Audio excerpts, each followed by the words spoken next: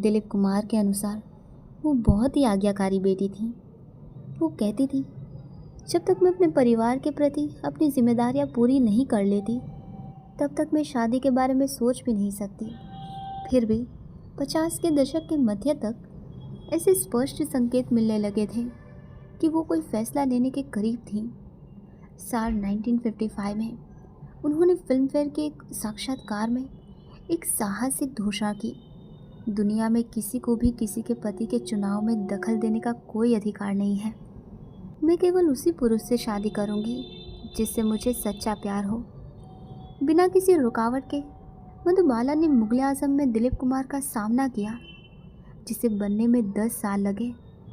तब तक मधुबाला के पिता अताउल्ला खान एक दबंग पिता बन चुके थे और उन्होंने दिलीप कुमार को मधुबाला से दूर रखने की पूरी कोशिश की। हालांकि रोमियो और जूलियट की तरह दिलीप कुमार और मधुबाला ने एक दूसरे से मिलने के तरीके ढूंढ लिए, कभी किसी आपसी दोस्त के घर पर, और अगर ऐसा नहीं हो पाता तो हमेशा शूटिंग के सेट पर ही मिल जाते थे। उन्होंने अताउल्ला खान की नापसंदगी भरी निगाहों से दूर कभी सुशीला रानी के घर में, कभी उनके मेकअप रूम में एक दूसरे से मिलने के तरीके खोज लिए। ढके की मलमल की शूटिंग के दौरान ओम प्रकाश की उपस्थिति में कुछ ऐसी नाटकीय घटनाएं घटी जिन्होंने दिलीप कुमार और मधुबाला के रिश्ते का अंतिम स्वरूप तय कर दिया। ओम प्रकाश फिल्म के सेट पर मौजूद थे, तभी उन्हें दिलीप कुमार का एक संदेश मिला जिसमें उन्होंने उनसे मिलने का अनुरोध किया था। दिलीप मधुबाला के मेकअप रूम में उनके साथ थे और माहौल काफ़ी तनावपूर्ण था। ओम प्रकाश से बस बैठकर सब कुछ देखने का अनुरोध किया गया था। उन्होंने देखा कि दिलीप कुमार मधुबाला से विनती कर रहे थे कि वो उनके साथ चलें और उसी दिन शादी कर लें। उनके घर पर एक काजी तैयार बैठा था और वो चाहते थे कि मधुबाला तुरंत उनके साथ चले। उन्होंने जोर देकर कहा, मैं आज ही उससे शादी करूंगा। खबरों के अनुसार किसी सूत्र ने बताया था कि मधुबाला और दिलीप कुमार की गुपचुप तरीके से सगाई हो गई है। दिलीप साहब की रखी हुई शर्त ही अड़चन बन गई। मधुबाला को अपने पिता को छोड़कर जाना होगा और उनसे फिर कभी नहीं मिलना होगा। मधुबाला का कहना था कि ये नामुमकिन है और इसके अलावा उन्होंने कुछ नहीं कहा। दिलीप साहब बार बार उनसे आग्रह करते रहे। उन्होंने पूछा कि क्या इसका मतलब ये है कि वो उनसे शादी नहीं करना चाहती। उन्होंने कहा कि अगर वो भी चले गए तो कभी वापस नहीं लौटेंगे। मधुबाला चुप रही। आखिरकार वो उठे और अकेले ही चले गए। मधुबाला की ज़िंदगी से विदा हो गए। उनका तूफ़ानी रिश्ता करीब 8 साल तक चला। कहा जाता है कि दिलीप कुमार ने ये शर्त रखी थी कि अगर वो शादी करेंगे तो मधुबाला को अपने परिवार से सारे रिश्ते तोड़ देने होंगे। इस बयान की सच्चाई संदिग्ध है। ये कहना गलत नहीं होगा कि कुन्नार के मन में अताउल्ला खान के प्रति गहरी नाराज़गी रही होगी। दोनों को सिर्फ फिल्म के सेट या स्टूडियो में ही मिलने की इजाज़त थी और वो भी बड़े खान की छुपकर। उनकी मुलाकातें गुप्त रखी जाती थीं। मधुबाला के लिए अपने पिता की निगरानी में रहना हमेशा से उनकी ज़िंदगी का हिस्सा रहा था, लेकिन दिलीप कुमार के लिए ये एक बहुत बड़ा बोझ रहा होगा, एक कोर्ट हाउस ड्रामा। हालांकि दंपति ने कुछ वर्षों तक इसी तरह अपना प्रेम प्रसंग जारी रखा। तनाव और एक उचित संबंध बनाने में असमर्थता ने उन पर बुरा प्रभाव डाला और अंततः 1957 में उनका अलगाव हो गया। ये घटना एक बड़ा घोटाला बन गई और इसमें अदालत में एक नाटकीय घटनाक्रम शामिल था जिसमें प्रेस और उत्सुक जनता दर्शक के रूप में मौजूद थे। नया दौर।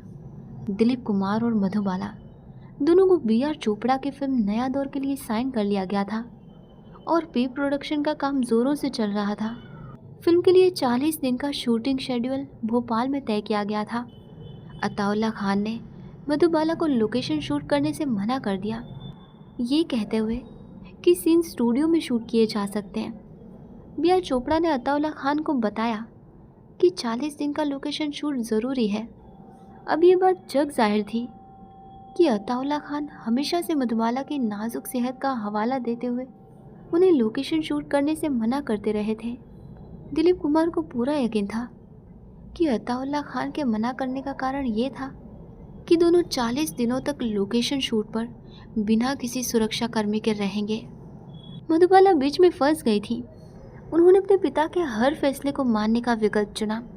आखिरकार मधुबाला को फिल्म से हटा दिया गया और उनकी जगह वैजंती माला को ले लिया गया। अताउल्ला खान ने मुकदमा दायर किया और B.R. चोपड़ा ने जवाबी मुकदमा कर दिया। अतः ये सारा मामला अदालत से घसीटा गया। मुकदमे की सुनवाई के दौरान दिलीप कुमार और मधुबाला के निजी संबंधों को सबूत के तौर पर पेश किया गया और उनका पूरा अफेयर सुर्खियों में आ गया। फिल्मी मीडिया ने इस पर खूब चर्चा की और जनता ने अदालत कार्यवाही के हर शब्द को ध्यान से पढ़ा। दिलीप कुमार बेहद नाराज थे और उन्होंने B.R. चोपड़ा का साथ दिया और अताउल्ला खान और मधुबाला के खिलाफ सबूत पेश किए। दिलीप कुमार मधुबाला के खिलाफ अभियोजन पक्ष के गवाह के रूप में पेश हुए और अदालत में उनके बारे में कुछ बेहद तीखी बातें कहीं। जब दिलीप कुमार उनके खिलाफ गवाही दे रहे थे तब उन्होंने अपने वकील R.D. चड्ढा की ओर मुड़कर कहा, मुझे विश्वास नहीं होता कि ये वही आदमी है जो मुझसे इतना प्यार करता था और जिसे मैं दुनिया में किसी भी व्यक्ति या वस्तु से अधिक प्यार करती थी। बड़े खान ने B.R. चोपड़ा और दिलीप कुमार के खिलाफ सबूत पेश किए। इससे दंपति के लिए दिलीप कुमार ने घोषणा की, मैं इस महिला से प्यार करता हूँ और अपनी आखिरी सांस तक उससे प्यार करता रहूँगा। दिलीप कुमार ने सार्वजनिक रूप से अपनी कमजोरी का एक दुर्लभ क्षण साझा किया। मैं मधुबाला से प्यार करता हूँ और हमेशा उससे प्यार करता रहूँगा, उन्होंने कहा। मधुबाला ने अपने आंसू रोकने की कोशिश की। दिलीप कुमार कभी वापस नहीं लौटे और नया दौर का मुकदमा और उसके परिणाम ने उनके रिश्ते को फिर से संवारने की हर संभावना को लगभग खत्म कर दिया। बहुत कुछ कहा और किया गया था जिसे भुलाया नहीं जा सकता था।